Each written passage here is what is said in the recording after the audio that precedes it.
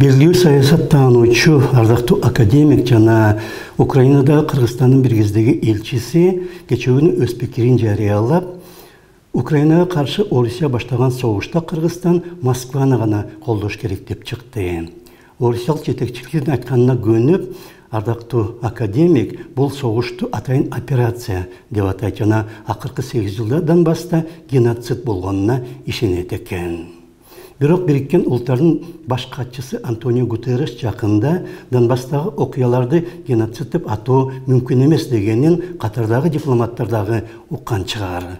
Анткени менен ардактуу академик дүйнөдөгү эң биринчи дипломаттын айтканын уккандын ордуна кошуна мамлекеттин коралдуу күчтөрүнө кайрылып, аларды аскерий төңкөрүш уюштурууга чакырган жана өз өлкөсүнүн өзөктү куралдарын жогорку даярдыкка келтирген жетекчини колдойт. Ошу орой жана ачык жүргүзүлүп жаткан пропагандага ушундай саясатчылар ишенсе, башкалардан биз эмнени күтө алабыз? Дал ошол себептен Кыргызстандын эл аралык сахнада өз саясий жүзү жок жана эч кандай саясий кадыр-баркы дагы жокко эсе.